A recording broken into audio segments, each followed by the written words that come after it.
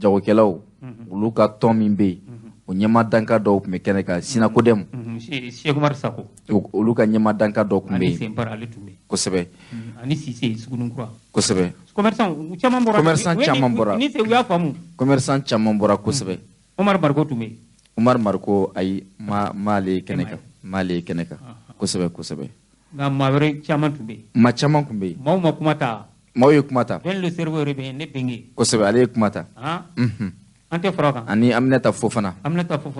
CNT Aminata Ibrahim Fofana CNT n den don kosɛbɛ an tɛ fara ɲɔgɔn kan an k'u lamɛn n'an bɛ b'u kɔ o de tɔgɔ ko sokɛ kɔkara a bɛ ka fɛn o fɛn fɔ a bɛ k'a fɔ Asimi tɔgɔ la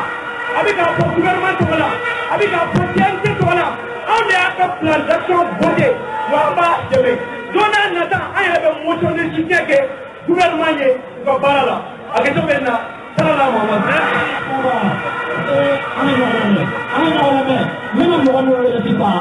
Lui, il représente l'échec de la France. Quand la politique est divisée pour mieux régner, au politique contraire, lui, il représente ça. Donc,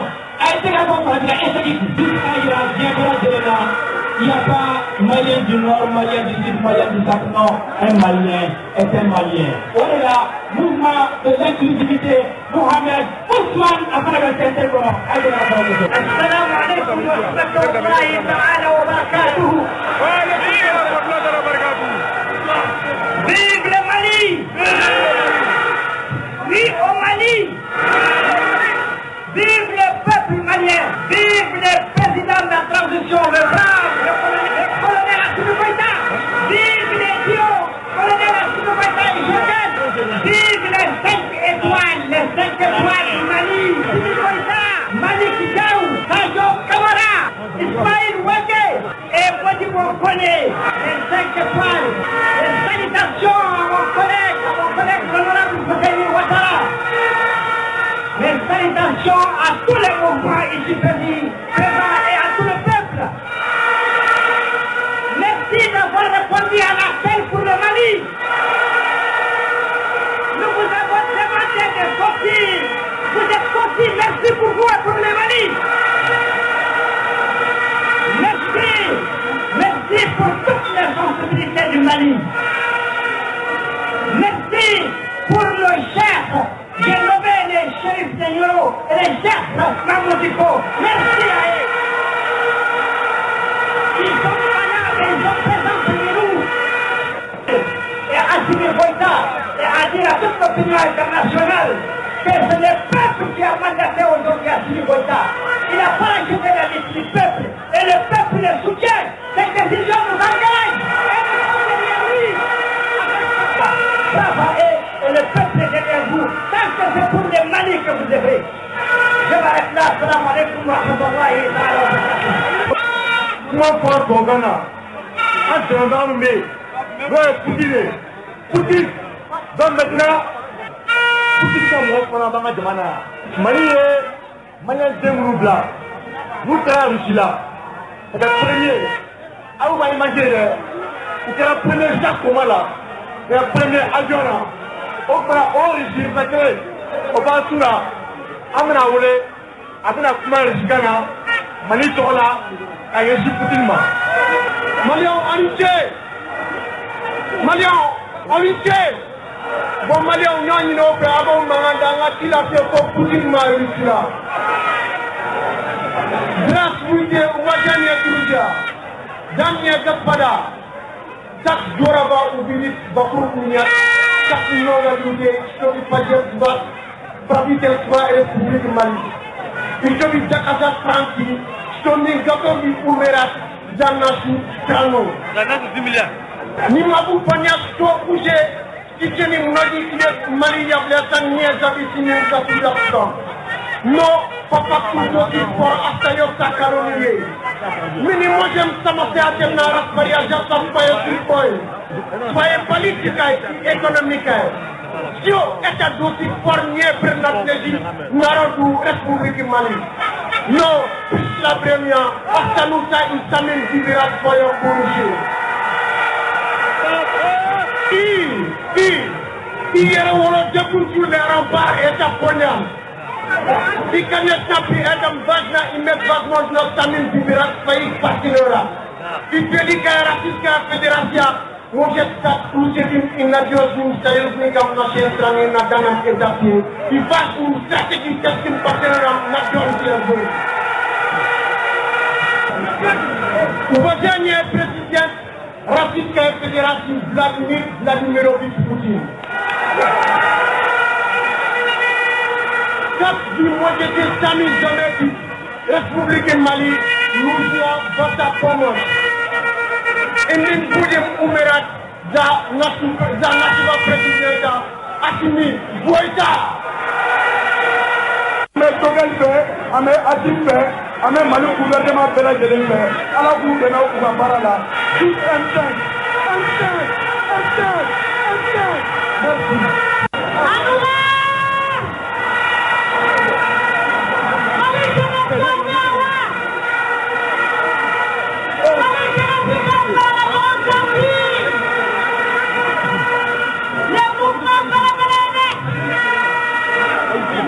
Zambalia,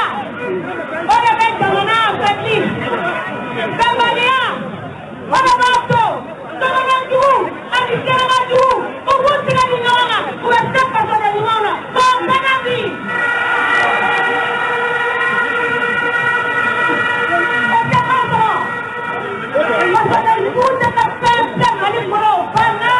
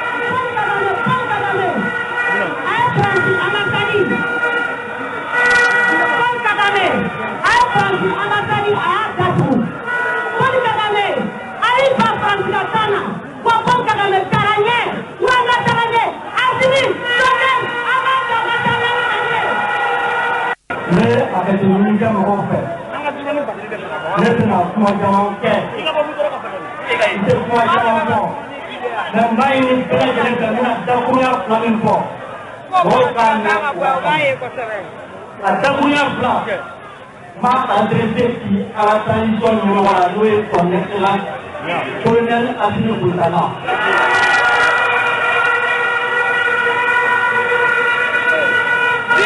Colonel Assimi Goïta,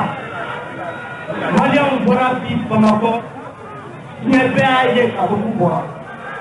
Malian Bora la capitale régionale pour Nyebe Roula. Malian Bora Ali Takora la Nyebe Roula Bora.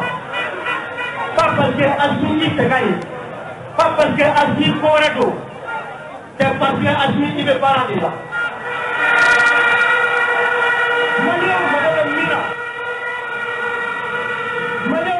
Mina Assimi il veut aller. ama ɲini i fɛ hali bi i ka continuer. ko ni bɛ tiɲɛ fɛ arajo ɲɛtaga ta ni y'o jɛ. aw nana arajo ɲɛtaga yo aw nana jama bɛ sɛwara.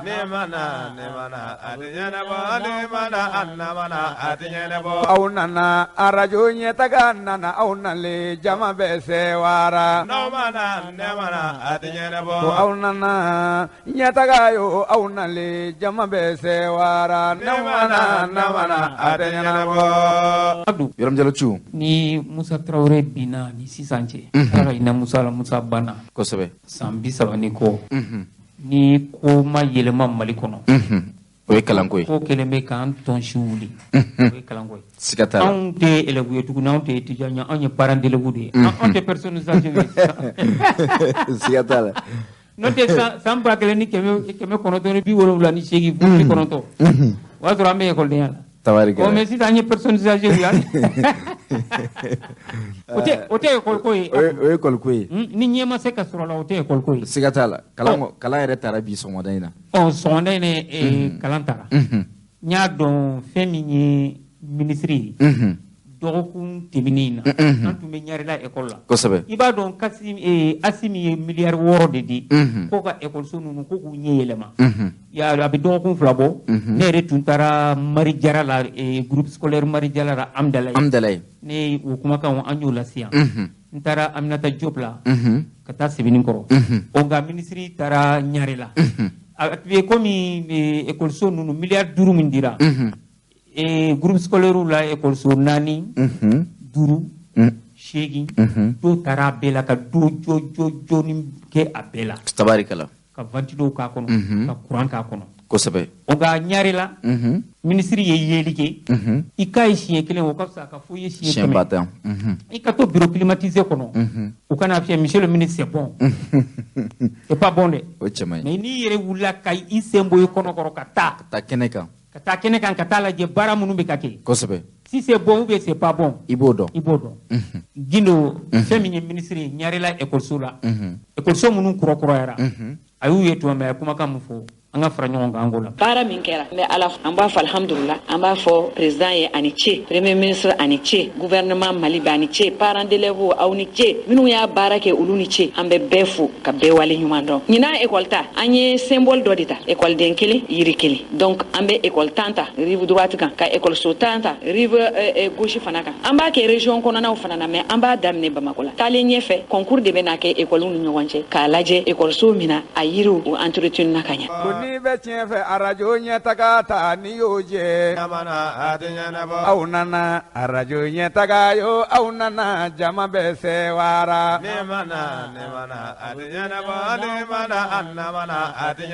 aw nana arajo ɲɛtaga nana aw nalen jama bɛ sɛwara ko aw nana ɲɛtaga yo aw nalen jama bɛ sɛwara namana a tɛ ɲɛnabɔ Otra Yoram Jalochu an ye personnes âgées ye amza ninnu y'an ka denmisɛnninw u sen ka teli kosɛbɛ sɔgɔmada in na sani an ka don kumaso kɔnɔ amza ye moto ta ka taa écoleso damadɔw la kosɛbɛ taara Sebenikɔrɔ groupe scolaire la fɛn min ye kapo ye ko taara sɔgɔmada in na kosɛbɛ a ye DCAP sɔrɔ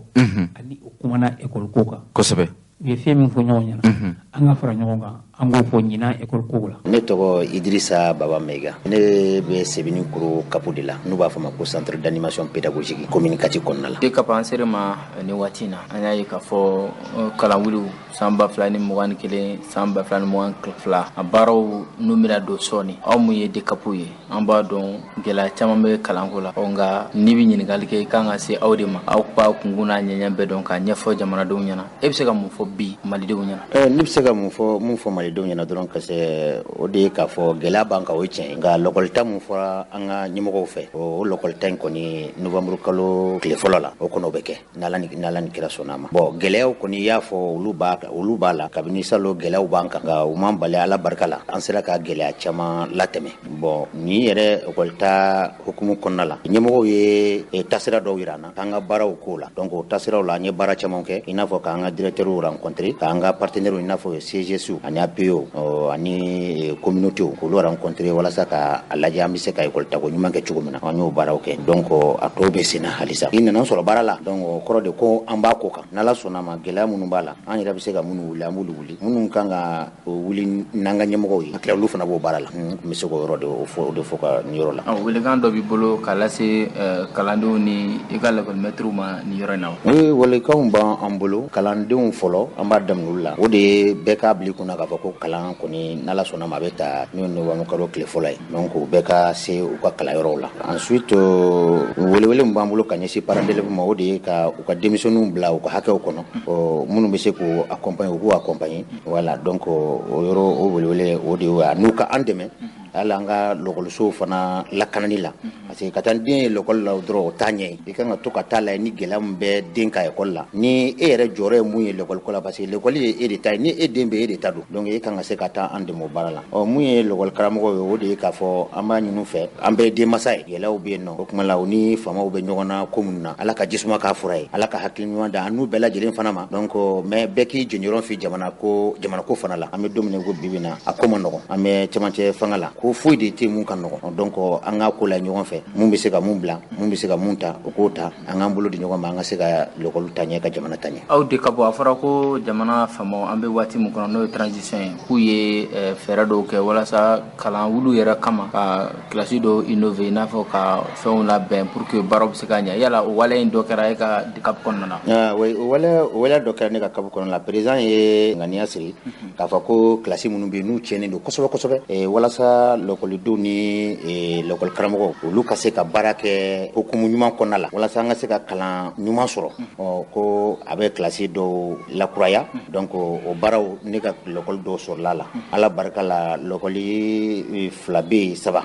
olu ko ni olu bara ere bana donc nga gela ko ni bala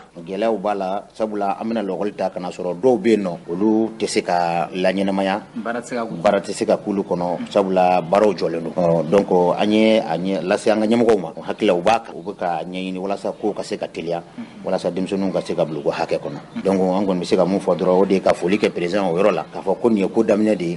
c'est surtout c'est venu ko kabula ka chan fe o ko hakili to ana kosobe wala sa lokol nu ka se ka réhabiliter kanye wala sa barani mo ka se ka ke ko president makani ci travers son ministre de kapo se ka kuma lama nyu faina ni sigina merci mene kuma lama mu fodro o de ka aw fofolo o munu wula ka sama wala sa ka nga gelew do ni fereni dabali mun bula ku soro ka se ka la chani fama ka se ka me se wati dola onye sora sudi abo fokanga kede an ba ke anti decision ta donc ibita soro ko do banko na ka fo ante se ka la soro ka fo ka sabu ke joro ere ke chuyi ani sharia batu chuyi donc hukum konala ambe mun fodron o de ka fo jamana kono dimbe kilin an an tega di nyogoma an se ka jamana intanye jamana fana tanye ni kalante an an tega di nyogoma wala sa kalan fana ka se ka do bala aka se ka tanye aka kansa goyi wala sa o mun sa an dunga sini yesigi ani mali ere ka nyeta o ka se ka sabati merci de ka ne de fo ko sobe aboran ani dekapu ye ñogonye ani CGC nyema kosebe fadesa wi ñogonye kosebe o faranye kuma mbeo kuna kanche ekol sola kosebe nyina samba fla ni sambwa ni kila ni samba fla ni sambwa ni fla kosebe giriga kana do ekol la ande una modo ka se ka kala fadesa fana ye mu fo CGC la ante fara ñoga angola me kosebe ne to ko Fadense Traoré ni commune kati jeglutom be na fuma ko CGC o regroupement président de ne bo ani semengoro kapu fana regroupement fana président yi awo ok ambe akala mani wati na ekolta ko nyaw be sena aw mu ye comité de gestion scolaire yala awska fayna aw labe jumanke kalanta ere kamani akibaro be malmage ere wo kalama comme c'est vrai ibe animation mais ere yeto ndi modo yi sanchama be jaga konu la be nyon fe amina a folo muyi ne ko ta surnyana iba yambe be wuli duti langaw dimisonu muso directeur naka mo sire mo ani mairie ambe sigambe kuma na fuma ko cadre de concertation ambe sigambe kuma le ko ta kanga la ben tugudi muni mun nganga ke donc maintenant école min blara sisan o baraw kera tugudi donc ni ay miri jiwulu la donc nganga sangura ko ben tugudi amu fana ko baraw nye fonyo ko yana donc abe damna no on a damna no ya be forces en nunu ugu jija ukata école so sanuya ka pauna ben ka tableau norisi metru ka directeur nyini ngo mo be fournir ni famu na uluka yini ka duma pour que bara be se ka sabati tugumna ka nyaga ko ka nyaga sanuya nyaga munu falando ko olu sama ko lulabo wure dama ka nyonyi ala je sangono kanga bara munu bulu na fuma ka fuka plan d'action annuel donc o ka buluda donc maintenant bara be ke tugu men ɲini an b'a fɛ ka nin kɛ a bɛ kɛ cogo di musakaw bɛ jumɛn bɛ don a la donc jɔn ni jɔn kan ka mun kɛ o tâche fana bɛ confier ɲɔgɔn na voilà ko baara ninnu bɛɛ lajɛlen kɛra ka ban donc n kɔni bɛ se an bɛ yɔrɔ min na bi donc a baara kɔni camanba kɛra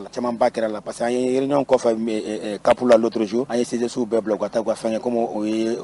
réunion kɛra école ta fɛn la il y a à peine maintenant une dizaine de jours a bɛ tile 10 jate bɔ bon fo ka wagati dɔ fana parce que fɛn fana ye hakilila baara ye plan d'action ko la fo ka wagati dɔ di mɔgɔw ma ani fɛn min kɔni ye cours nettoyer ninnu ni fɛn minnu ye donc n y'a jigiya k'a fɔ ko camanba kɛra la déjà parce que an bɛ yɔrɔ min na bi donc caman kɛra la parce que n yɛrɛ taara cours ninnu caman lajɛ donc o baaraw sabatira quoi. aw ni APE ni o ye parents d'élèves ka jɛkulu ye aw ni olu ka surun ɲɔgɔn na kosɛbɛ yala aw ni olu ka kibaruyaw bɛ cogo di nin baara ninnu kɔnɔna na. ani parents d'élèves ninnu ka kibaruyaw bɛɛ ye kelen ye parce que parents d'élèves ninnu association des parents d'élèves c'est vrai n'i y'a jateminɛ o de tun bɛ yen fɔlɔ ka kɔn CGSU nalen ye mais CGSU nalen Alpha ka temps na décentralisation nalen ye ka CGSU créer a yera sisan k'a fɔ ko école mara n'o y'a gestion ye u ka confier CGSU la mais au CGSU bureau kɔnɔna la i t'a sɔrɔ parents d'élèves ka représentant b'a kɔnɔ donc les représentants des parents d'élèves a bɛ CGSU kɔnɔ donc maintenant CGSU bɛ parents d'élèves APE bɛ CGSU kɔnɔ école mara kɔnɔna la. Mali kalanko bɛ gɛlɛya caman kɔnɔ an y'a ye k'a fɔ salon ni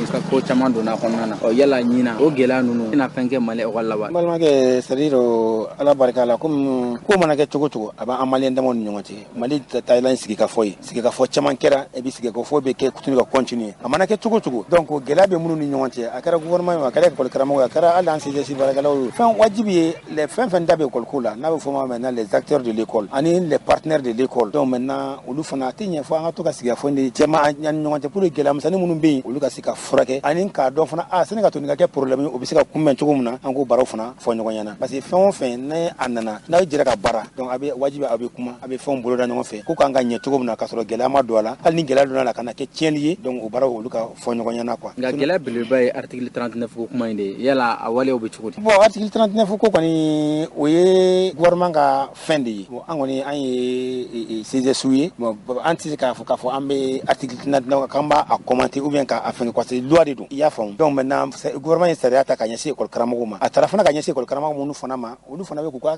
kɛlɛ kɛ k'a fɔ maintenant sariya de don ni fɛn min kɛra sariya ye n'a kan ka appliquer donc maintenant ni gouvernement fana ye k'a fɔ a gɛlɛya donna la u bɛ sigi ka kuma de parce que fɛn bɛɛ ye sigi ka fɔ de i y'a faamuya donc an kɔni ye denmansaw de an kɔni b'a fɛ u ka bɛn a la pour que maintenant an denw ka kalan kɛ parce que ni maître tora kalankɛbaliya la grève la gouvernement fana ni maître ma se ka bɛn a la jɔn bɛ perdu o y'an denmansaw de parce que mɔgɔ mɔgɔ ni den tɛ ka kalan kɛ ni den tɛ ka se ka fɛn kɛ a dun ɲɛ b'a la minnu bɛ privé la ou bien minnu bɛ jamana wɛrɛw kan donc olu bɛ ka kalan kɛ donc a tɛ ɲɛnabɔ dɛ voilà. jamana ɲɛmɔgɔw k'u ye wari dɔ labila musakaw dɔ ko ka don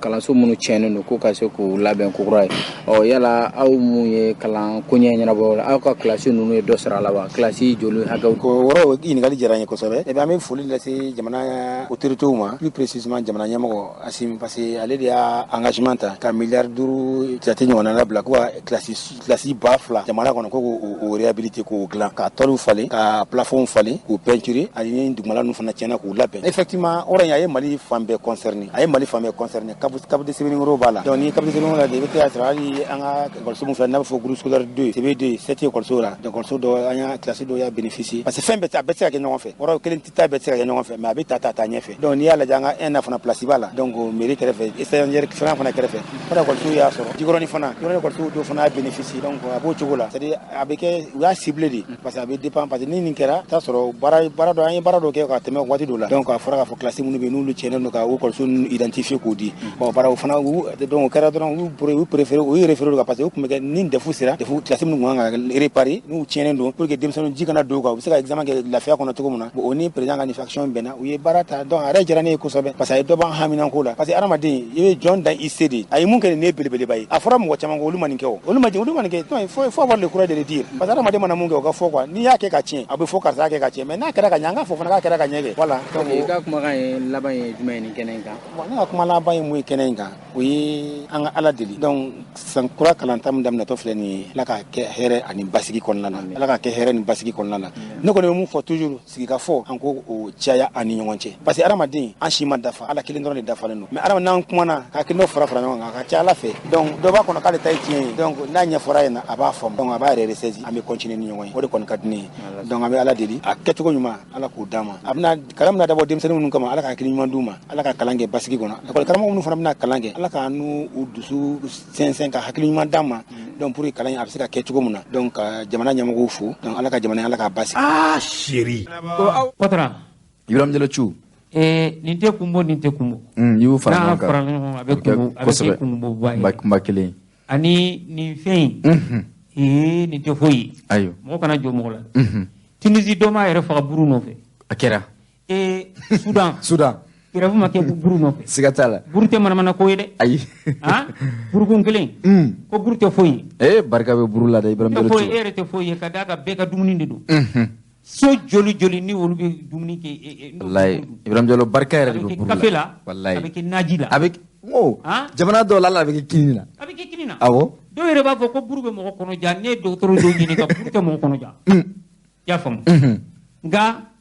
ko burutigiw ka jɛkuluba k'u ye ɲɔgɔn dalajɛ 26 mars la anw ye an ka denmisɛnnin sen telen bila ka taa n'o ye Amza Sidibe ale tun b'a kɛnɛ kan kosɛbɛ Amza ye maa sɔrɔ ka mun ɲininka buruko in na o ye Ahmed Dambele ko dɔ bɛ fara a kan an tɛ fɛrɛ kɛ an ka Ahmed Dambele an ka a yɛrɛ lamɛn kosɛbɛ bi sigi kun ye dɔwɛrɛ tɛ an ye bɛɛ lajɛlen wele k'a jira bɛɛ lajɛlen na k'a fɔ buru prix bɛna yɛlɛma n'Ala sɔnna ma lundi don le premier a kɛ 60 ye yɛlɛmɛli tɛ an b'a fɛ ka sigi a nɔkɔrɔ de la parce que dɔwɛrɛ tɛ blé de gɛlɛyala ni blé gɛlɛyala farine bɛ gɛlɛya donc blé gɛlɛyala transport gɛlɛyala farine fana gɛlɛyala ni farine gɛlɛyala bon buru bɛ dilan ni olu de ye donc n'olu kɛla o kɔrɔ yɛrɛ diyagoya buru fana bɛ yɛlɛma de buru tun ye 60 ye a farine prix jiginna la 3000 ni 100 an boulanger yɛrɛ de y'a yɛlɛma ka kɛ 50 ye mais n'a nana yɛlɛn tuguni ka se 60 yɔrɔ ma bon an diyagoyalen don an ka taa o la gɛlɛya de nana n'a ye n'o tɛ an yɛrɛ ka laɲini tɛ et puis bɛɛ k'a faamu k'a dɔn k'a fɔ jamana ɲɛmɔgɔw ka transition ko tɛ dɛ k'a fɔ ko transition bɛ ka ko bɛɛ bila ka gɛlɛya non n ye min fɔ farine min dilan ni fɛn minnu ye olu de gɛlɛyalen n'o ye blé ye o tɛ bɔ an fɛ yan o bɛ bɔ kɔfɛ de bon transport fana a bɛ ta Martini na ka na n'o ye bateau ye olu fana transport gɛlɛyala bɛɛ b'o fana kalama donc n'olu fɛnw bɛɛ gɛlɛyala diyagoya la a b'i gɛlɛya n'i y'an dafɛ jamanaw lajɛ an ka 300 grammes bɛ cogo min na bi n'o bɛ feere 60 la n'i y'an dafɛ jamanaw lajɛ olu ka buru ka ca ni 60 o bɛɛ ye État ka labɛn dɔ de ye min b'a to buru bɛ se ka nɔgɔya mɔgɔw ma mais an ka n'o cogo min na bi n'an tora ta a ka ca Ala fɛ an bɛ se ka mɛn 60 la mais n'an bɔra nin na k'an taara cogo wɛrɛ la a kuma bɛ gɛlɛya dɛ parce que farine u bɛ ka min fɔ farine na est ce que dans les jours à venir farine bɛɛ bɛna se ka sɔrɔ ka se ka baara kɛ o b'a jira k'a fɔ gɛlɛya wɛrɛ bɛ yen an b'o fɔ population ye u ka sigi o kan min bɛ se ka dɛmɛ dɔ ta i se ye min ye ka min kɛ i k'o kɛ mais k'a fɔ i bɛ se ka fɛn wɛrɛ kɛ min tɛ buru ye k'o dun ka fara a kan an tɛ gɛlɛya k'o la mais bɛɛ ka sigi a kan ne dɔ fara nin kan o kana bali mɔgɔw la mais an kɔni b'an se bɛɛ kɛ min b'a to a bɛ se ka to nin na ka mɛn k'a sɔrɔ gɛlɛya wɛrɛ ma k'a la an k'o de b'o ɲini a la sariya b'an bolo ka o tigiw ɲagi mais o ye interne ye quoi o b'an yɛrɛ damaw ni ɲɔgɔn cɛ mais min kɔni ka gɛlɛn o ye poids ye ni mɔgɔ ma poids kɔni respecté État ka kan ka min kɛ o la o fana bɛ yen an bɛ o tigi jira parce que o bɛna kɛ sababu ye k'an ka baara de tiɲɛ i bɛ buru min dilan k'a fɔ ko 300 grammes tɛ o ye problème dɔ de ye donc fo diyagoya la 300 grammes kɔni ka di an b'o appel lancer kosɛbɛ kɔfɛmɔgɔw ma région kɔnɔmɔgɔw ni sɛgɛlimɔgɔw parce que olu ka mugan buru min b'u fɛ yen u bɛ ka buru in dilan cogo dɔ la vraiment u ka sabali u k'a dilan ka ɲɛ a buru ka k'a kɔnɔ n'i bɛ mugan buru dilan au moins a ka kɛ 100 grammes ye a kana jigin 100 grammes kɔni jukɔrɔ ni dɔ ma fara 100 grammes kan a kana jigin 100 grammes jukɔrɔ parce que 150 grammes o de ye 150 francs donc n'i ye 100 grammes dilan o 100 grammes ka kɛ 100 francs ye donc a kana jigin 100 grammes jukɔrɔ bu ka k'a la a ka dilan ka ɲɛ an b'o kɔni weleweleda kɛ ni mɔgɔ m'o respecté bon État bɛna mɔgɔw bila ka d'u la k'a fɔ ko Sénégal a ye n'an dɛmɛ an tɛ mɔgɔ dɛmɛ o la dɛ parce que a fɔra de ko an ka mɔgɔw ka hakɛ tanga donc o mɔgɔw ka hakɛ dili bɛɛ ka mɔgɔw ka hakɛ di n'i ye mɔgɔw ka hakɛ di ni ko bolo kɔfɛ an b'i dɛmɛ mais ka hakɛ suɲɛ an tɛ mɔgɔ dɛmɛ o la dɛ bon comme assemblée y'a voté sisan fana k'a jira bɛɛ lajɛlen na k'a fɔ kuma min bɛ ka fɔ tan ni kuma o kuma fɔra tuguni Mali kɔnɔ buruko kan min tɛ nin kuma ye boulanger kana respecté kuma kɔni o ka diya bɛɛ ma kuma min fɔla yan boulanger ka kuma de fɔla yan mɔgɔ wɛrɛ kana taa kuma an tɔgɔ la o ka ORT min o kɛra fɛn o fɛn ye mɔgɔ wɛrɛ kana taa kuma an tɔgɔ la ka fɛn fɔ ni mɔgɔ o mɔgɔ ye fɛn o fɛn fɔ jamanadenw k'a dɔn boulanger k'a dɔn k'a fɔ o t'an ka kuma ye o tɛ boulanger ka kuma ye boulanger bɛnna o de kan an yɛrɛ y'a ye ISO y'a sɛbɛn a fɛn bɛɛ kɛla bon an y'a kuma kɛ mardi don bon olu ka kuma bɛ min jira an y'o kuma min kɛ olu ko farine ma tɛmɛ 4000 kan bon farine dun bɛ 4000 kɛmɛ 2 la an k'u ka taa ɲɛɲini u taa ɲɛɲini kɛ n'o ɲɛɲini na n'o tiɲɛna ngalon ye o bɛ dɔn aw ne ko an bɛ ka farin sa 400 fila olu ko farin ye 400 an ko an bɛ ka farin sa 400 fila bon o tun y'o faamu anw de bɛ ka san anw de bɛ ka baara bon usines bɛ yen u ko t'u ɲininka n'u y'u ɲininka ni fɛn min bɛ an bɛ b'o kalama bon hakili jagabɔ min kɛla la a hakili jagabɔ kɛla de bɛ ATT tile la mais u m'a di boulangerie yɛrɛ ma boulangerie ka gérer u y'a di mɔgɔ de ma min ka traiter boulangerie la mais a y'a profiter a la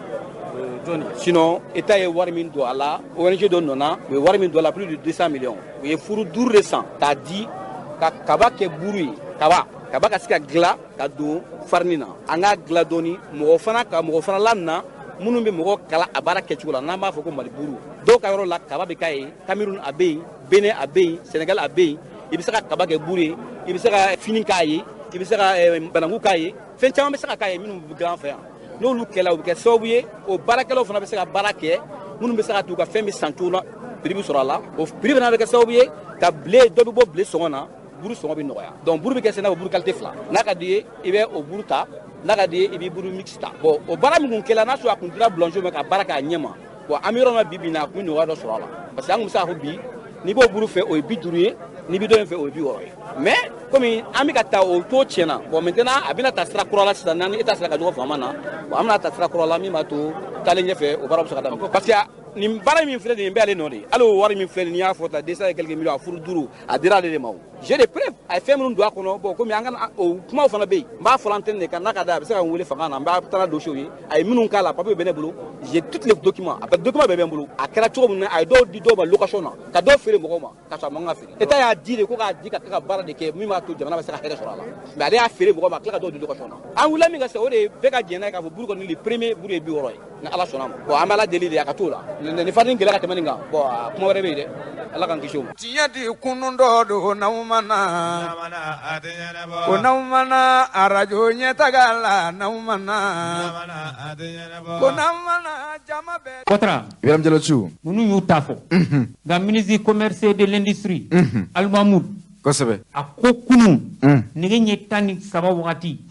o muso ka jabaranin kan a ko ni mɔgɔ o mɔgɔ ye dɔ fara buru kan o y'i ta ye o tɛ maliyɛnw ta ye wa n'i m'i farati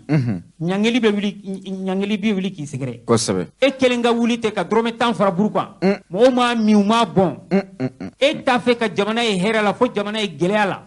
cɛmancɛ fanga in dun u bɛ ka nɔgɔya de kɛ maliyɛnw ye wallahi o cɛ u bɛ k'a ɲini ka dɔ bɔ fɛnw da la e kelen n'i ka jɛkulu ko e bɛ taa dɔrɔmɛ 10 fara gros pain kan ko petit pain ka 10 fara o kan k'o kɛ 30 ye nka ministre ye kangari da a ye kangari da Ibrahim Diallo ministre ko n'i ye an ka jamana ta k'a lajɛ marisi kalo tile 30 san 2021 ɲɔgɔnye minnu kɛra bɛnkan minnu la sabatira a yirala k'a fɔ ko buru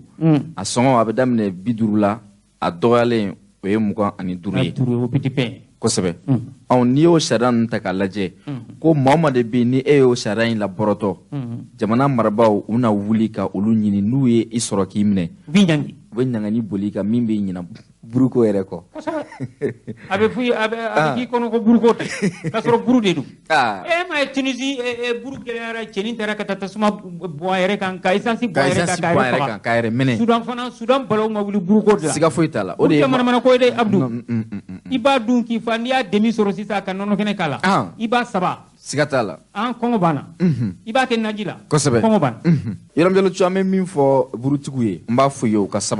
ka sabali yɛrɛ de u ka a lajɛ jamana marabaaw ye hakilina ni sariya minnu fɔ an k'an jija an ka olu la matarafa n'an y'o kɛ o de bɛ kɛ sababu ye basigi bɛ sabati jamana in kɔnɔ nka maa maa de bɛ yen ni e bɛ na ni waleya ni fɛɛrɛw ye min bɛ kɛ sababu ye ka maaw dusukun la futinɛ k'u kɛ ɲɔgɔn kan a sera ten sa an ka o waleya ninnu dabila ten an bɛ don min na i n'a fɔ bi jamana ka gɛlɛ ni commerçants y'a essayer ka to ka dɔ fara jamana gɛlɛya kan a bɛ kɛ sababu ye ka futinɛ ka dɔ fara ka jamana kɔnɔ nka ni maaw ma sabali ni waleya jugu ninnu ni a daminɛna a kɔlɔlɔ tɛ taa an si kɔ ala k'an kisi o ma an b'a ɲini jamanatigiw fɛ u ye sariya minnu fɔ jamanakɔnɔdenw ka o sariyaw labato nka min ye commerçants ye maa dɔw fana bɛ yen minnu ye maa ŋaniya jugu ye olu fana bɛ minɛnw de ta k'a ladogo waati dɔ mana se sa n'a fɔra ko minɛnw man ca u b'a bɔ k'a gɛlɛya k'u ni dɔngɔ sago ta k'o fara a kan o waleya ninnu o cɛ man ɲi kosɛbɛ ni dun y'a commerçant fanba ta k'a lajɛ a majorité bɛɛ lajɛlen kelen ye silamɛ de ye a fanba bɛɛ ye silamɛ de ye e ye silamɛ ye e bɛ sun e bɛ seli e jɔyɔrɔ ye misiri alanfɔlɔ ye nka min ka di e ye o de ye ka minɛn ta k'a ladogo ni a gɛlɛyara walima ni minɛnw nana dɔgɔya waati dɔ la i b'a bɔ ka sɔngɔba bila sanfɛ sɔgɔma i bɛ se k'a ye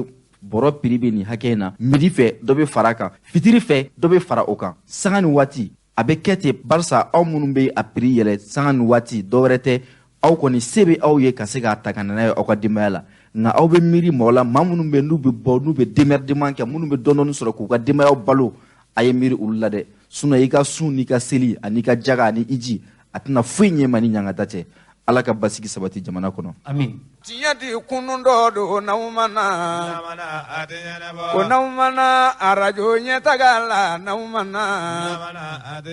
ko n'aw mana jama bɛɛ o dɔgɔtɔrɔ Ibrahim Jalochu fiɲɛ bana in kosɛbɛ covid-19 ne ko covid in ma bɔ Chinois ka jamana a bɔra Chine jamana kan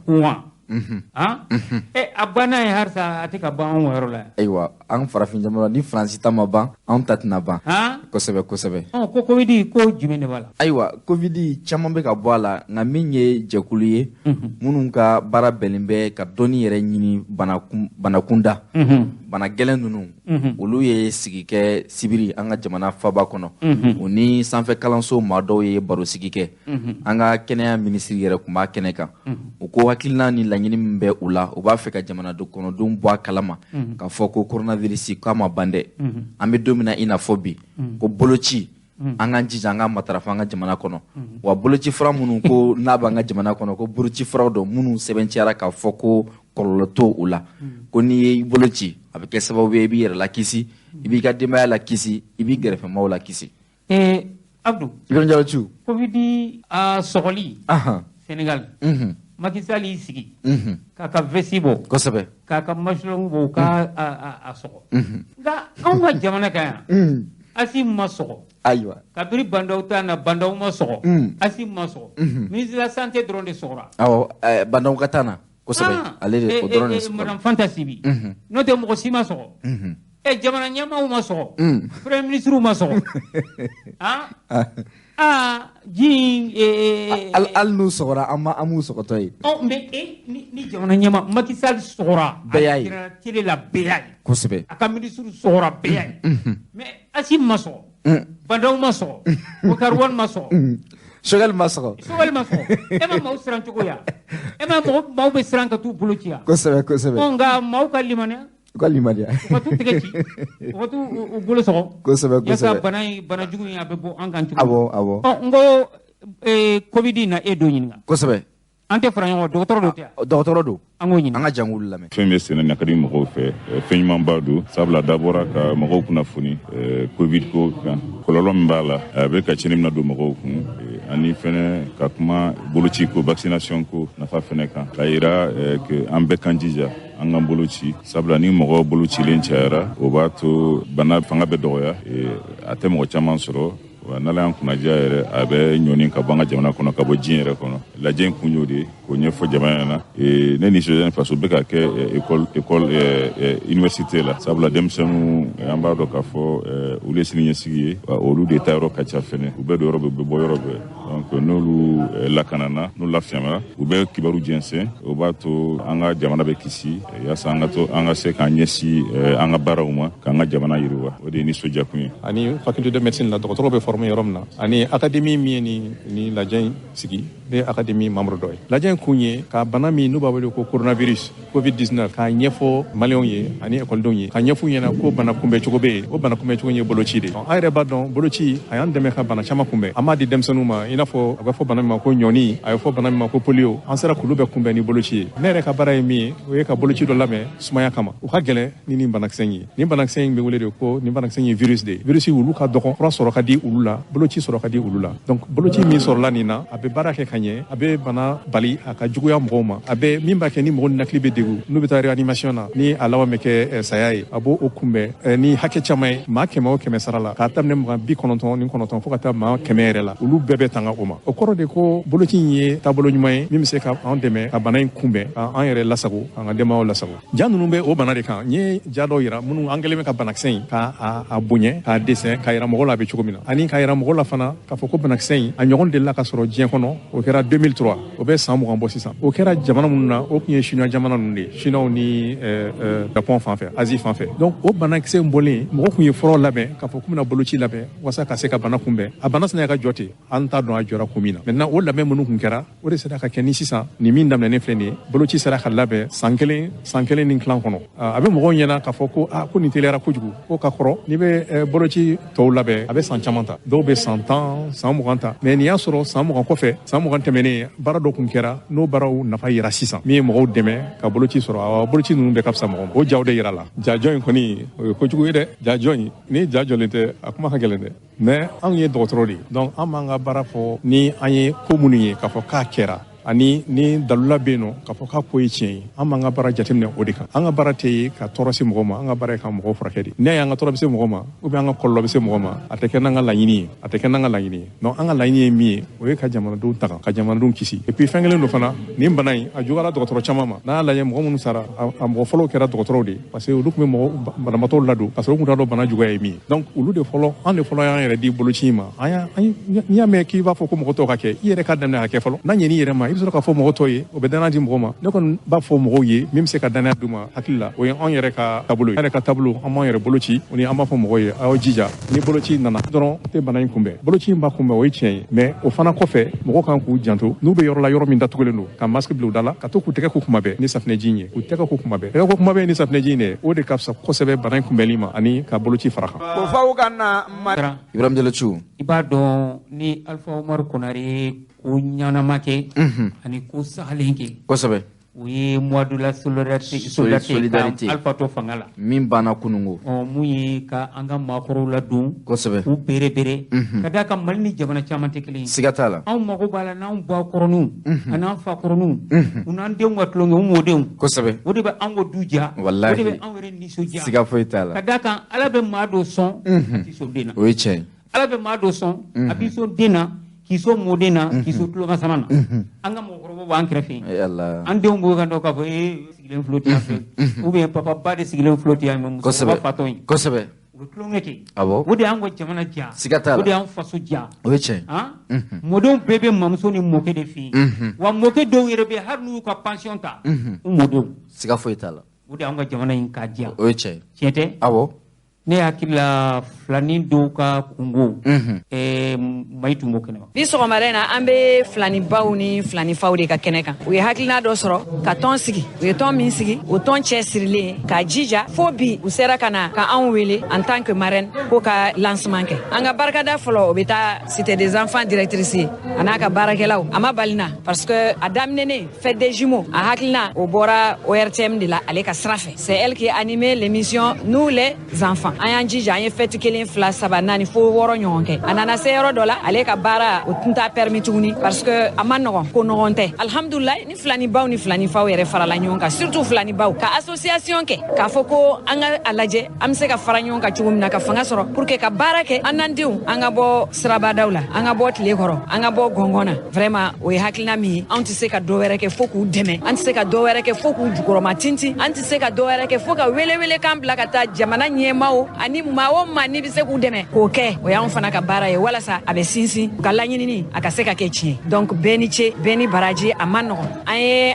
tasibila kɛ ka taa kɔnɔntɔnnaw minnu wolola kɔsan na an b'a dɔn n'u nana u bɛna association ye u bɛna renforcer naanininw bi alhamdulilayi rabil alamin u bɛ wolo don min na a dɔw tun tɛ hali 1 kilo bɔ u bɛ 5e année la u bɛ salle kɔnɔ yan filaniba dɔw bɛ yan filani père naani siɲɛ naani filaniba dɔw bɛ yan siɲɛ 3 naanininw baw bɛ yen sabaniw baw bɛ yen filaninw baw bɛ yen a bɛɛ de bɛ yan an hakili b'a la an b'a daminɛ waati min na duuruninw ba olu 2 tun bɛ anw fɛ kelen kɔni olu segira ka taa u ka dugu la duwanzan yan fan fɛ dɔ in anw t'o yɔrɔ dɔn nin bɛ kɛ occasion ye u k'a dɔn k'a fɔ ko activité relancera u kana kana fara tɔw kan donc aw minnu ye kumalaselaw ye an b'a aw fana fo ka wale ɲuman dɔn parce que ni aw tɛ filanin ko in tɛ n'a dɔn donc minnu nana ka na anw dɛmɛ i n'a fɔ filaniw ka tariki bɛ minnu bolo n'o ye an ka doyen dɔ ye an ka maa faamuyalen de ba dɔ ye n'o ye Joseph o bɛ ORTM na a n'a ɲɔgɔnnaw donc an bɛ barika da bɛɛ ye mɔgɔ mɔgɔ n'i ka dɔrɔmɛ don a la pour que nin lancement in ka se ka kɛ n'i bolo fɛn min ta k'a d'a ma ayiwa o bɛɛ ye hɛrɛ ye an bɛ barika da ye ala ka Mali sumaya ala ka Mali basigi ala ka baraka do densen nuna k'u ta fanga di u bangabew ma k'u ta fanga di an bɛɛ ma merci. Ne Madame Touré Mariam Jakte. Bon ne Flanibaw ka association présidente de on an falare no ɲɔgɔn kan Flanibaw an fɛnɛ bɛ fɛ ka bɔ Flani yala la walasa gɛlɛya ni degun b'an kan ni y'a hakilina nana n'a ye an Flanibaw ka fara ɲɔgɔn kan gɛlɛya ni degun min b'an kan o de y'a to an farala ɲɔgɔn kan walasa an ka se ka baara kɛ an yɛrɛ ye an ka bɔ mɔgɔw deli la delili ti mɔgɔ si ta ɲɛ fɛn bɛ di bɔ mɔgɔ la i baara de ani bi a bɛ san 6 bɔ bi de y'an ka lancement ba yɛrɛ ye an kun bɛ yɔrɔnin dɔ de la an kun lakodɔnnen tɛ kosɛbɛ ɲamakɔrɔ kelen pe mais bi an bɛ fɛ k'a kɛ l'association nationale de Mali yɛrɛ bɛɛ an ka se ka lakodɔn a bɛ se Flaniba mɔgɔ 164 an b'o de la an bɛ don min na ko bi halisa mɔgɔw bɛ ka nali a tɛna dan Bamakɔ dɔrɔn Mali bɛɛ bɛ na yala Mali cɛ n'a muso mɔgɔ k'i b'a association in fɛ a bɛɛ place b'a association in kɔnɔ bon ne ka jate la i n'a fɔ madame le ministre de l'éducation ale y'a se k'a la ka tɛmɛ mais non seulement olu kun b'a di de Flanibaw ma k'u laja ne kɔni ka hakilina ye ka baara de ɲini ka di Flanibaw ma o de ye ne ka solution ye wa o fɛnɛ de ye diɲɛnatigɛ fɛn bɛɛ solution ye baara de bɛ mɔgɔ nafa baara de bɛ dimi bɔ mɔgɔ la wa baara de b'i k'i yɛrɛ ta ye dɛmɛbaga kelen de b'an bolo o ye tanti Dede Usmani o ni kɛrɛfɛla la an sigiɲɔgɔn mun bɛ yen n'olu ye association kunbɛn o bɛ se k'an kanu ka se k'an laja n'o tɛ dɛmɛbaga ba t'an bolo an bɛ don min na ko bi an bɛ dɛmɛbaga ɲini de la dakuruɲɛ laban na an bɛ weleka laban min di vraiment n bɛ bɔ ka ɲɛta fɛnɛ fo olu mun fɛnɛ kariyara ka na anw ka interview kɛ lilayi ala jati kama n bɛ Bubakar Dolo fo nin yɔrɔ la ka tila ka message ci Flanibaw ma u k'a kɛ u yɛrɛ kama u kana kɛ mɔgɔw kama n'i ye ko kɛ mɔgɔw kama i bɛ nimisa i b'a bila don dɔ la mais n'i ye baara kɛ k'a fɔ ko don dɔ la n denw ka avenir préparateurs de don kan Flaniba bɛɛ bɛ fara madame le ministre kan ani présidente yɛrɛ kan ka baara kɛ baara de bɛ se k'an bɔ an ka gɛlɛya n'an ka degun na o ye ne ka welewelemada kɔni ye baara de ye merci. Madame Touré Mariam, la présidente de l'association des jumeaux, des mères des jumeaux et sympathisants, k'u fo k'u waleɲuman dɔn. Filani minnu bɛ salle kɔnɔ, sabani minnu bɛ salle kɔnɔ, naanini minnu bɛ salle kɔnɔ, les parents des jumeaux olu minnu bɛ salle kɔnɔ, ko k'aw bɛɛ fo k'aw waleɲuman dɔn. K'aw nana cité des enfants na, ka na nin ko waleya, a diyara anw ye, a bonyana anw ma. Nin ye ko kɔrɔ de, komi an bɛ retard la dɔɔni, a bɛɛ tɛ se ka ɲɛfɔ. Nin ko in daminɛna, a bɛɛ retard kɛ san 20 na dɛ, parce que a émission fɔlɔ a kɛra ORTM de kan, quand moi j'étais animatrice de l'émission Nous les enfants, Tanti Dedeu était la présidente d'honneur, la marraine, elle travaille à l'INPS, elle m'a soutenue dans tout. A kɛra nin salle kelen de kɔnɔ. A y'o tigɛrɛ fɔ. Ala bɛ s'a ka baara la dɛ. Ka na bi ko dɔw de nana kɛ émission jɔra. Je crois émission laban Tanti, est-ce qu'an m'a kɛ 2007 de? A kɛra 2007, cité des enfants dɔgɔyara ma, an taara palais de la culture la. Ko dɔw nana kɛ émission jɔra. Association des mères jumeaux grâce à Mariam, ale wulila ani Tanti k'an ka segin an ka kokɔrɔ ma. Donc manden seginna tigiya ma. O diyara ne ye, o nisɔndiya bɛ ne na, o sereya bɛ ne na. Tigɛrɛ. Foli de bɛ ne bolo ka lase bɛɛ lajɛlen ma. Mɔgɔ sen y'a ta ka yɛrɛ sɔrɔ cité des enfants kɔnɔna na bi. Ka na an dɛmɛ ka nin ko waleya k'a kɛ kura wɛrɛ. C'est la fête des jumeaux, nouvelle version. Donc an bɛ aw bɛɛ lajɛlen fo. Madame la ministre de l'éducation, Tanti Dedeu, bɛɛ bɛ salle kɔnɔ, mɔgɔ bɛ salle kɔnɔ, ma jɔ a si la, bɛɛ ni jɔyɔrɔ don. N bɛ fɛ aw ka tɛgɛrɛ fɔ mɔgɔ damadɔ kun salle in kɔnɔ. O ye se Jose Traoré de l'ORTM. N baarakɛ ɲɔgɔn don, n y'ale wele, a bɛ min dɔ Filani ko la bamanana a ka n'o fɔ aw ye. Présidente de l'association ale fora. Président wɛrɛ bɛ salle kɔnɔ, o président ye jɔn ye? Ça c'est le président des réfugiés du Mali, Madame la ministre de l'éducation nationale, il est là, Patrice. Il a 2 paires de jumelles. J'ai une autre collègue avec moi qui s'appelle Mariam Traoré, elle travaille à l'essor. Elle est jumelle, elle est là avec sa jumelle aussi. Donc, ma jɔ mɔgɔ la, bɛɛ ka foli bɛ yan. N tɛ se ka bɛɛ tɔgɔ fɔ. N'i ko k'i bɛ bɛɛ tɔgɔ fɔ dɔrɔn, n'i ko k'i b'i nin bɛɛ tɔgɔ fɔ, i jugu bɛ caya. Donc, aw bɛɛ ka foli bɛ yan. N bɛ dugawu min kɛ nin ka kɛ fɛti wulilen san o san. Ala ka kɛnɛya d'a ma an farikolo la, ka garisɛgɛ ɲuman d'a ma, an ka se k'a kɛ nin ka k'a fɔlɔ ye, nin kana k'a laban ye. Filani fitinin minnu bɛ yan, san caman o ka sɔrɔ olu fana kɔrɔbayara, minnu bɛ nali olu kɔfɛ, u k'olu fana dɛmɛ. A ka kɛ ko barikalen ye, ko selen ye, ko sewale ye. Président du Parlement national fana bɛ yan, aw k'ale fo kosɛbɛ. Ale bɛ filaniw sɔn, ale ba ye filaniw ye. Donc ka cité des enfants fana cɛ n'a muso, a denmisɛnnin n'a maakɔrɔba depuis a daminɛna, activité tun tɛ donc k'a daminɛ ne baarakɛ ɲɔgɔn bɛ k'a kɛ daminɛ directeur général adjoint na ka jigi duguma bɛɛ bi yan bi pour que kana filaniw soutenir ka ne dɔgɔnin ni teri ni kanu yɛrɛ k'o fo Mariam de Renouveau TV aw bɛɛ ka foli bi yan ni ɲinana min kɛ o ka hakɛ to hakili ye jɔn ye Ala ka kɛnɛ in sigi hɛrɛ la ka wuli hɛrɛ la ka barika don a la san caman ka kɛ ɲɔgɔn fɛ aw ni cɛw ni baraji merci beaucoup an b'a ɲini an filantɔ ɲɔgɔn bɛɛ fɛ u ka siradalasigi u b'a dabila filana tɛ siradalasigi dɔ bɛɛ ka an ka kalan kɛ baaralankolon tɛ yen nɔ an ka baara fɛn bɛ yen an bɛ se ka kɛ an ka kɛ baaralankolon tɛ yen nɔ an ka kalan kɛ yɛrɛ de filanaya tɛ k'i sigi sirada dɔrɔn na ko faw ka na Mali kɔnɔ ni Mali kɔ ka faw ka na ko n'aw ma na n ka arajo tɛ kuma bi n'aw ma na ne k'aw ka na ka tiɲɛ fɔ malidenw ye n k'aw ka na ko k'aw ka na tiɲɛ k'a fɔ jamanadenw ye n'an ma na ko aw ka na tiɲɛ fɔ jamanatigi ye n'aw ma na n'aw ma na nafa tɛ nkalon na tun n'aw ma na Abdou Ibrahim Jalatu fɛn min ye an ka jamana ye an ka jamana ye mɔgɔkɔrɔba jamana de ye an ka mɔgɔkɔrɔba an b'u la dun kosɛbɛ anw tɛ komi yafɛ mɔgɔw ta ni fa kɔrɔla ni ba kɔrɔla u b'u ta ka t'u bila pensionnat la kosɛbɛ dɔw wɛrɛ b'u occupé u la mɔden t'u ye foyi kosɛbɛ o weekend na u t'u lajɛ i woloba ni wolofa k'u bila ka taa fo wula kɔnɔ ka t'u bila pensionnat la Allahu akbar o weekend e bɛ denw ta mobili la ka t'u bila yen anw ta t'o ye dɛ ayi anw faw an'an baw n'u kɔrɔla olu de y'anw ka bisew ye kosɛbɛ an b'u bila an fɛ yen an kɛrɛfɛ u ni mɔdenw bɛ tulon kɛ mɔdenw bɛ si u fɛ yen walasa an ka cɛkɔrɔba min ka kɔrɔ ni cɛkɔrɔba bɛɛ lajɛlen ye sigida 4 na kosɛbɛ ne yɛrɛ fa don n'o ye Namori Keita ye san 100 ani san 9 san 100 ani san 9 premier ministre taara fɛ yen Sibiri o nka ne yɛrɛ Amza bila ka taa fɛ yen parce que ka d'a kan ne fa don kosɛbɛ ka taa kuma ɲɔgɔnya Namori ye fɛn mun fɔ Namori Keita Turukabugu dugutigi an ka fara ɲɔgɔn kan ko la ne tɔgɔ Namori Keita ne si y'a Turukabugu dugutigi ne Bara Jikɔrɔni dugutigi Namori Keita sɔgɔmada in na an wulila ka se ma an bɛ kalo min kɔnɔ a bɛ f'o ma ko mois d'octobre nanzaraw walima jɛmaw ka hakilina na ko nin ye kalo min ni maakɔrɔbaw tɔgɔla kalo don ɲɔgɔn dɛmɛ kalo an y'a kanu ka si ma bi sani ka to kalo in ka fori ka si ma ka ɲininkali dɔw ɲini fɛ e yɛrɛ bɛ si hakɛ joli la an filɛ don min na ko bi ne bɛ si hakɛ min na san 100 ani san 9 san 100 ni san 9 kɔrɔ ko n'an y'a jateminɛ sigida 4nan kɔnɔ a ma da la ni bɛ yen bi min ka kɔrɔ ni i ye kosɛbɛ dɛ a ka dɔgɔ ayiwa an bɛ se k'a dɔn i bɔra Manden dugu min na walima i faw sigila dugu min na Manden wa ma bɛ se k'o fɔ an fa sigi Komafara o bɛ fan jumɛn fɛ o bɛ Sibi mara ani Sibi ka jan ani Sibi man jan kosɛbɛ tɛ tɛmɛ kilo 80 o kɔrɔ ko aw bɛ Sibi mara de fɛ an bɛ Sibi mara de fɛ an ka maire bɛ yen de aw ka maire bɛ Sibi de an ka maire bɛ Sibi de dugutigi e ye maa ye i ye maakɔrɔba ye san 100 ani san 9 an filɛ don min na ko bi sigida 4nan kɔnɔ commune 4 la kɛrɛnkɛrɛnnen na Jikɔrɔni Para Turukabugu la i y'o fana Ala y'i kunnaja i y'o fana dugutigi ye o kɔrɔ b'a jira k'a fɔ e sigila nin yɔrɔ in a mɛnna dɛ a mɛnna ne sigi yan a bɛ san 50 bɔ ne sigi yan ne ye fɔlɔ sigi yan ne yɛrɛ mɔgɔ min sɔrɔ mɔgɔ lu saba a bɛɛ tɛ Turuka ye o ye ne tun bɛ sɛnɛ kɛ yan o kɔrɔ ko Turuka in mɔgɔw de don ou bien jamu de don e bɔra Wagadugu ye jamu tɛ dɛ Turuka ye Wagadugu ye de don Burkina de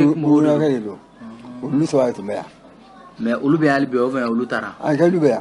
yan mais a ye fa militaire o banna quoi ne terikɛ taara yan kelen ye o de ko ne kana so la kɛrɛfɛ yan a tun bɛ taa nɔfɛ dugu kɔnɔ ka to Bolobana a ye tun bɛ Bolobana de a tun bɛ taa nɔfɛ toujours o tuma n bɛ tusiya la n bɛ buguzaro k'a kun k'a d'a ma a tun bɛ cuisiniya la o kɔrɔ k'e ye tobilikɛla kɔrɔ ye kɛ ne ye tobilikɛla kɔrɔ ye maakɔrɔ i bɛ se k'o ɲɛfɔ an ɲɛna dɔɔni o kɛra président jumɛn ka waati la ni kow bɛ cogo di a daminɛ Modibo Keyita waati la Modibo Keyita a ka fanga daminɛ waati ou bien k'a sɔrɔ a ye caman kɛ fanga a bɛ san 3 ɲɔgɔn kɛ o kɔrɔ ko kabi indépendance ma ta sa o tuma ma ta o ma ta waati musow ka ca bɛ Karaɲi muso da kolon ke ayin ke da kolon tobili ke rola na anda lise ya lise den fi na ina ala ko sa ko bamna ta fa lise bamna ta na tumbe baraka tinya wara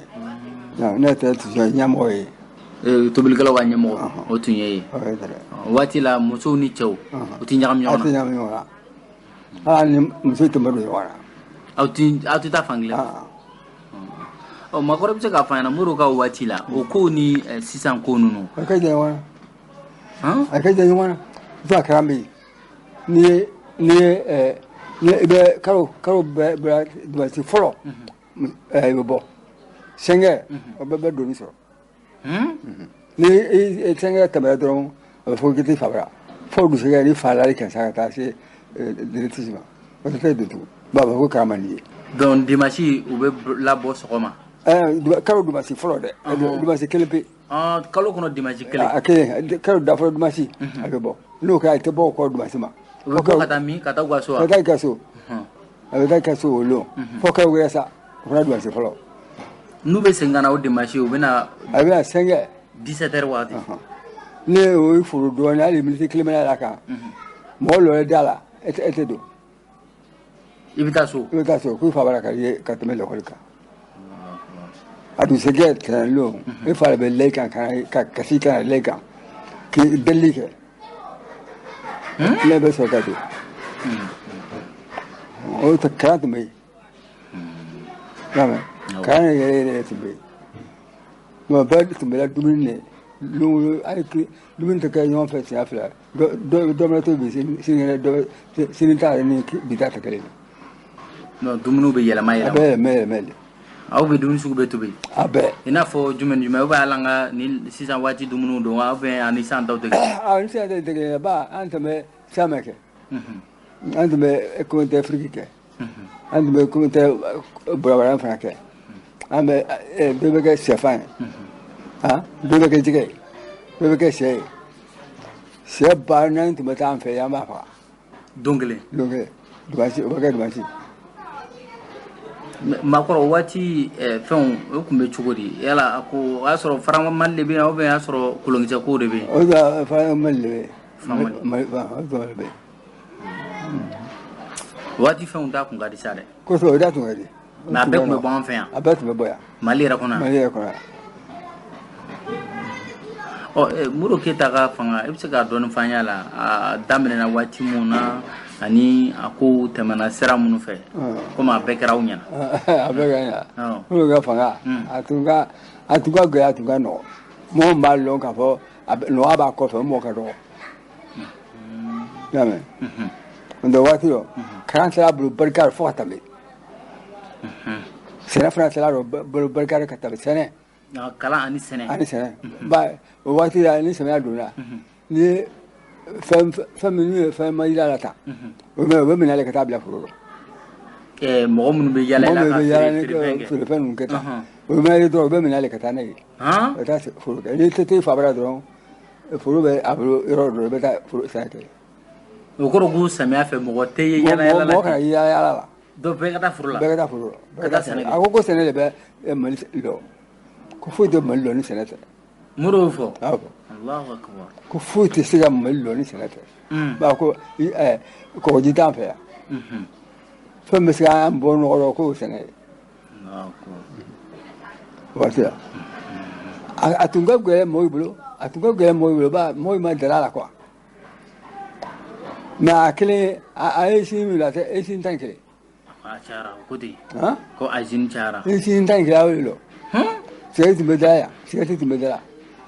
safina bebo sai ti bebo o shi bebe shi tan kile awilo kwa ta fa mo ka boyan ka da ba ke fraga jamana ka ba ka ba ka fa so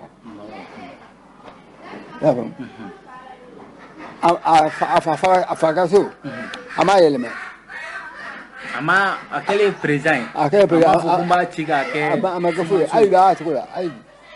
bo abu ko salama be abe to ba kula ai ka ai mi so dibisa wate lo ko mo wasila o ba jalna ama yeleme muro ere gaso muro ere hala o ba jalna kaso na ama yeleme aba tukula fa do yoro do ire bebe Ago faso. Kama ka ba fo faso. Tuma dali fan kusi le bala. O fi mani. Ka danya. Ka ba ku sabani bloka. O makoro u y'a fanye ko Modibo Keyita ko a tun bɛ fɔ cogo di jama ka fara ɲɔgɔn kan ka baara kɛ don kelen yala o waati ninnu kɛra Modibo ka waati ou bien o ye Musa ka waati de ka baara kɛ tulonŋɛ i n'a fɔ a kɛra min kɛra a tun bɛ jamana bɛɛ lajɛlen ka tulonŋɛ ba kɛ Mali dugu o dugu a Bamakɔ bɛɛ tun bɛ na yan Bamakɔ yan a dugu o dugu bɛɛ n'i ka fɔlifɛn bɛ na o ye san o san ye o ye san o san a b'a siɲɛ kelen o bɛ kɛ waati jumɛn kɔnɔ o bɛ kɛ samiyadonya ma kɛra a la o tuma samiya ma se fɔlɔ mais ani samiya man jan muso yɛrɛ gansan muso bɛ bɔ jamana kɔnɔ a tun bɛ don ne ka yɔrɔ la ekɔliso la muso tun tɛ taa yɔrɔ kelen dɛ muso kuru ala ma kɛ muso 1000 bɔ a bɛɛ tun bɛ don ne ka ekɔliso la Silifi la kɛ tun bɛ taa dɔw tun bɛ taa ba kɔ dɔw tun bɛ taa lesasika la. mais makɔrɔ o ko in laɲini kun ye mun ye Modibo bolo ko mɔgɔw ka don ɲɔgɔn na fo mɔgɔw ka fara ɲɔgɔn kan ko ni mɔgɔw ma don ɲɔgɔn na ko a tɛ ɲa dɔw ka fisa dɔ ye mais bɛɛ ka kaɲa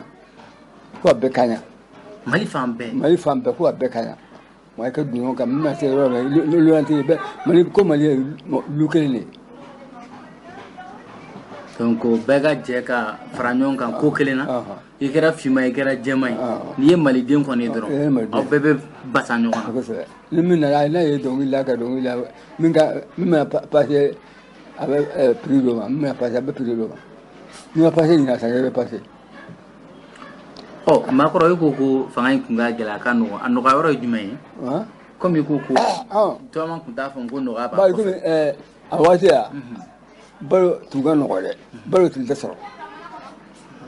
a ye ta ko mɔgɔ ka na ni ɲɔgɔn ka bɔ kɔfɛ ka na balo ye o tɛ kɛ Modibo kun ko mɔgɔ wɛrɛ tɛ taa ta fan wɛrɛ ka na i n'a fɔ commerçant ninnu commerçant yɛrɛ tɛ hali i yɛrɛ bana ɲɔ ta i faso k'i bɛna di i balimaw ma yan a bɛ minɛ ministre b'a minɛ o bɛ taa n'a ye min a bɛ taa n'a ye a bolo mais jamanadenw tun bɛ balo sɔrɔ cogo dɔ la jamanadenw tun bɛ balo sɔrɔ OPAM de la OPAM de lɔ ɲɔ bɛɛ tun bɛ taa yen ana malo semesi o kɔni tɛ fan feereda ye fɛn feereda ninnu ye semesi lɔ tɛ a fɛ fana semesi o fɛn dɔ da tun ka di o tun ka nɔgɔ ni mago bɛ fini na ni mago bɛ fɛn fɛn i bɛ taa ye ni mago bɛ balo la i bɛ taa OPAM na mais balo tun bɛ di o la di cogo jumɛn balo tun bɛ di n'i taara n'i y'a karana ye karana tɛ bɛɛ bolo balo t'a karana du karana yan du karana mais taa y'a mɔ hakɛya min ye o balo bɛ d'i ma maa kelen jate kun ye joli o la i n'a fɔ maa kelen balo hakɛ joli tun bɛ di maa kelen kun kɔrɔ o de sa n'a fɔ ni misali ni maa 10 bɛ filɛ e fɛ yen e ni joli ɲɔ hakɛ joli kun ka kan walima ni malo hakɛ joli kun ka kan ni mɔgɔ 10 bɛ fɛ yen to bɔrɔ 5 de ka kan bɔrɔ 5 i ka kalo joli malo bɔrɔ 7 ɲɔ bɔrɔ 2 o bɛ bɛn san dumuni ma san dumuni tɛ kalo o ye kalo dumuni de o la waati malo kilo tɛ dɔrɔmɛ 3 ye dɛrɛmɛ 7 kelen ou bien franc Mali la dɛrɛmɛ 7 ya ko o tun ka nɔgɔ mais a tun tɛ sɔrɔli a kun tɛ sɔrɔ hali ni wari b'i bolo i t'a sɔrɔ fo i tɛ OPAM na a y'o tɛ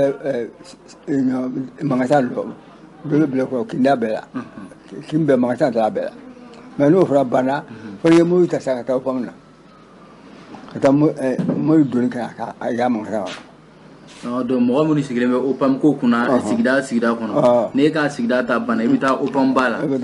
taa dɔ ta ka na dɔ ta bilen ka bɛn o ta mais o tun tɛ feere mɔgɔw kɔni ma o tun bɛ feere kiina mɔgɔw ma wari tun bɛ minɛ o la de ne fɛ a bɛ taa minɛ fu de i bɛ taa san OPAM na i bɛ a biliya magasin na i bɛ kɛ tɔɔrɔ la kan o makoro koro ko muro keta aka fanga gela yoro kera balugudi aka fanga de gela yoro kera balugudi manya men fana ko aka wati ko atungo ko makorobaw kabina farge ko ka yoro do glan ko ta ga bo moto chela anya me mama keo mais tiens kuntewa tiens ba sika kai ga ba fora fora mama keko ma ku fora ka milition fene ku be tume ma goshi da min san ko tu waju min san ko tu waju fa da tame na fo ce ga don fa yon ba min san ko ni bo ai ta ke be ta bo ni muso be yon fe ni ya fu muso te be mina wati ni ya fu muso te be mina ali na kala ibalma muso ali na kala ibalma muso I dogoni fagle bakle ba ba ho tiya ta ko muso lo ko mo muso lo ba fa ta kale ba fa ta kale ata ko akoro tele oni mena no bi goshi mi se yi mina ba ta ni ki goshi ko so ubi bla wal ma ubi alamani do bi ga be wuru sara be bla ne ni ngoro muso mina ngato do to so ngato do ngoro muso bo so kan fe amagere no to do so la no yo ta la mina no ne ko muso de amagere ko ba ka no ba ka se fila ko ne tu jara no ngo ne ba limbla to san da ka fa wuya kuma ta ka le wore me amaka kala ba ka ko ba ta ka wuya ngo ba ta ne tu jara ai ko na ta na ta ngoro mzo lasi karana ka ta ta ka wuya ko ne ra akoro go milisan ko da ku ga ju wona ka fanga bi udah kira ka fanga chano so ya sabo ko ka yo ba milisan tela sabe milisan tela go ai tu ga gu so asi ma ka group si ma ko ka fanga tu ga ba mu bu ya ku ju mai da dia ba bu ya ko ka fanga bi milisan ko na bi donc wa soro polisu be wa soro be miliciens nous be joda mina bolo te nun tola amago me minsana amago te o amago te swaki amago te polisu o men ka soro makoro adu foro wati la ko muru ka wati na ali marfa kisebe glan yoro mununa o be kuma ambula o batabu ma fo ngai sin tanke lo yefo ako asa fa mariyan ka bai ba ka kofa ka barka roye barka fasuwa o malai ma fa ngu kare gura su do be o na to akamina ba ni e kare gura ku ni ba tu adu amai na no e ka mo goshini ani balo gelari bari nun tare ka bla min tare la so mo la mo min sa go na ka fa ga bi tare kulubali i ka teli bi